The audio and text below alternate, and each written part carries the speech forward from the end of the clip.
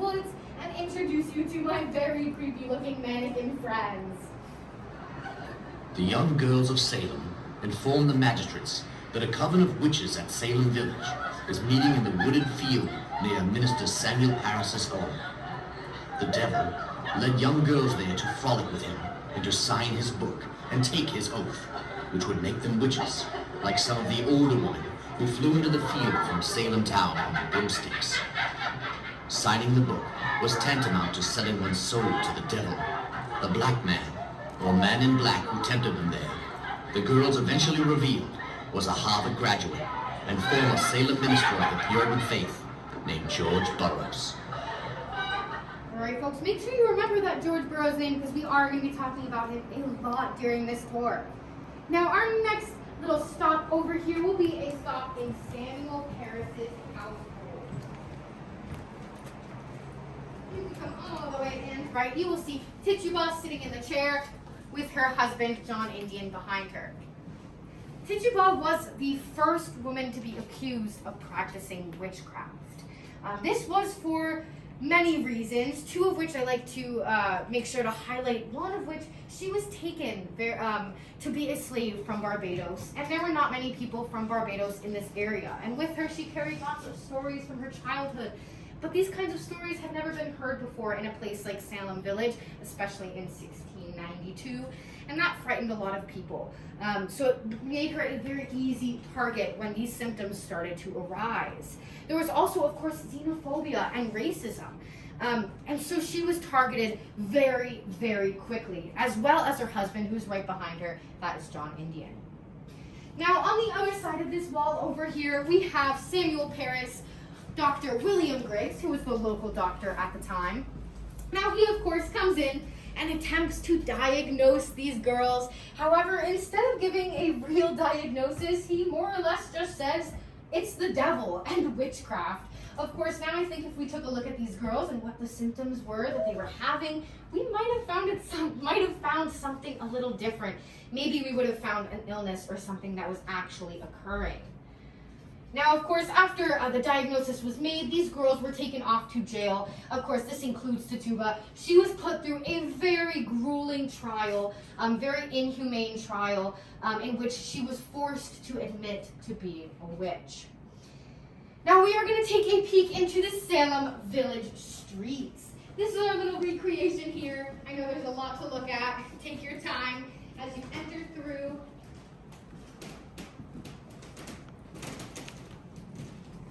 So it really did start there in the Parris household. It started with Tituba, it started with the young girls, it started with Samuel Parris. But it spread, and it spread very fast and very far. It spread to about 34 towns and villages, all in the Boston area. Now, what would happen is carts would come around and collect the witches. And you're going to hear a little bit more about those right now. The teenage girls of Salem who accused Tituba and the neighboring men and women of witchcraft were hired to travel to other towns and villages of Essex County to point out the witches who dwelled there. Everyone was afraid of being called a witch. Brother turned on sister, child on mother, neighbor on neighbor. Old folks, disfigured ones, the mentally disturbed, and those who acted strangely were lined up in the village greens, and the girls pointed out the witches. The sheriff and his pikemen immediately carted them off to jail to await examination, possible trial, and probable execution. Now, one thing I love adding here is where I'm originally from in Andover. It was said that we had the highest number of women accused of practicing witchcraft. And directly from Andover, there were 3 women who were then hung. So there were 19 people who lost their lives, but there were hundreds and hundreds who were in jail and being put on trial and being questioned for possibly being witches. Now, hopefully you remember that name, George Burroughs. We are going to take a peek at his arrest. He is right here through this little section by these trees. We will see Sheriff Corwin. He is the moving mannequin right here. And George Burroughs, who's in the doorway. And of course, the deputies who are being punched in the face, as you can see. He did not go down without a fight. So Sheriff Corwin arrives to arrest him Obviously, it takes a little more than just asking, come with me, right? He says, no, I'm not going to go with you guys. It takes them a little bit, but he finally does escape the house. They pull him out, and they take him to arrest and to court. So, when he was taken directly out of the house, it was said that lightning struck. This was very scary for them at the time, and it further convinced them that he was in fact connected to the devil because they thought he was going to strike them down with lightning. I know it seems silly now, but back then they were very, very frightened. So he was arrested and taken to court. Now this is the courts of Oyer and Terminer. These, translated from Old English, is to hear and to determine. Now, they meant that quite literally, to hear an accusation and to make a determination. There really was no use of forensic evidence, witnesses, anything like that we would use today. Instead, they used something called spectral evidence. Spectral evidence was exactly how it sounds. It's something you can spectate or see, but they would never really require proof. So, for example, I could point at you and I could say, I see a three-legged beast with wings and horns next to you. You're a witch. And you'd probably be taken to jail and probably hung. I'm sorry. But that's just how it was, right? No one would say, well, you didn't see it, right? You didn't see it. No one else saw it, just me. But no one would ask those questions. So it was a very, very tense time. If you had someone that didn't really like you, you really had to watch your back. Sorry, I promise you're not a witch. All right, let's go. You can see some of these examples of spectral evidence right through the windows here. So, for example, that three-legged beast with horns and wings could have been used in the court system to decide life or death for someone. But of course, there were other ones that are a little more familiar to us, such as the black cat. Does any of you guys have animals or pets? Black cats? No, I see a few hands. Yeah, I have a black cat. And I had my black cat. If I had him back then, I would have been accused of being a witch. Even if he just happened to walk by me and someone saw it, I would have been accused of being a witch. Now you're going to learn a little bit more about these forms of spectral evidence known as familiars. All witches kept at their side little imps or strange animals called familiars. They were given to witches as pets by the devil. And these little demons could appear or disappear at will, and they could make themselves larger or smaller at will, or so thought the superstitious Puritans.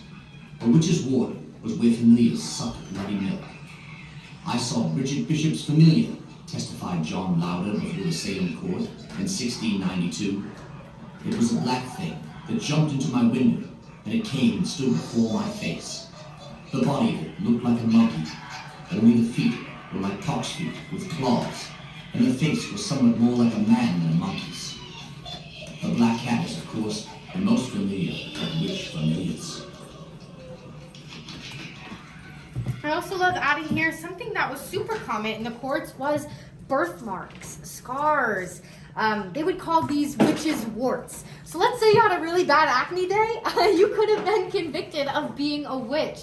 I know it sounds silly, but it was very, very tense, right? So it said in the audio, these familiars would suck milk from the witch's warts. So if you had, let's say, a bump somewhere that everyone else doesn't have, they could have used that against you. Now we're going to talk a little bit more about George Burroughs, but this time we're not going to talk about his life. We are going to talk about his death.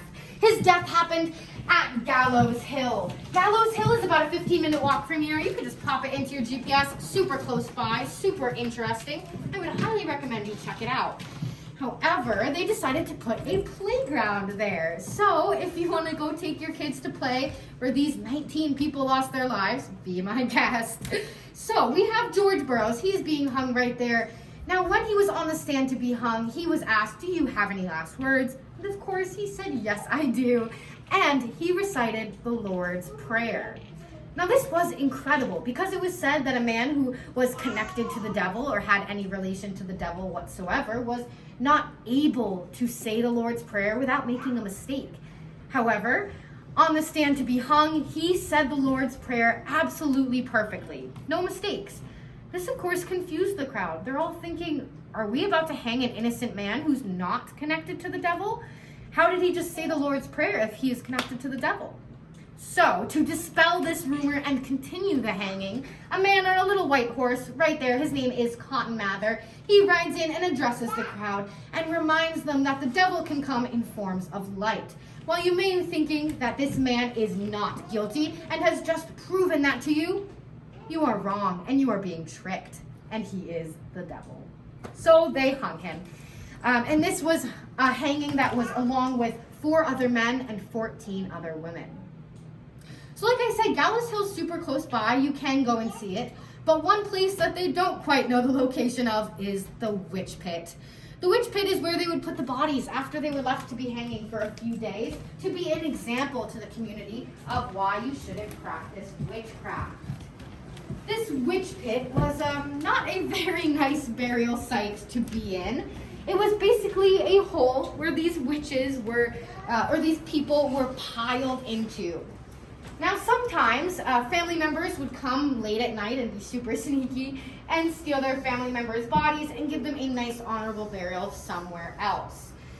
But there was one man, Cotton Mather, who decided to do this not for the purpose of an honorable burial, but for the purpose of research.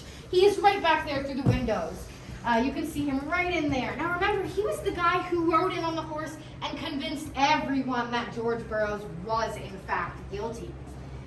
He then took George Burroughs' body from the witch pit, measured his head, did all of the sciencey things that a scientist does with a dead body, and came to the conclusion that George Burroughs is in fact the devil because he has a big head.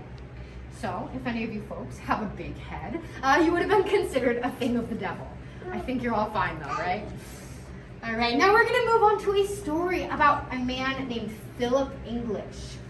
Philip English and his wife lived here in Salem in a big, beautiful mansion. They were very, very wealthy.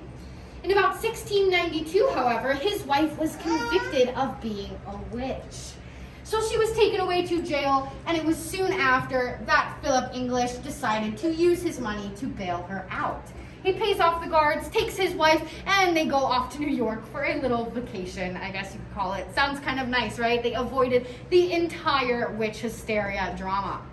However, what they did not know was that the sheriff of your town had the authority to take all of your possessions once you were accused. And in this case, it was Sheriff Corwin. So when they came back in about 1693, they returned home to find Sheriff Corwin living in their house, using their things, baking cookies in their kitchen, all that stuff, right?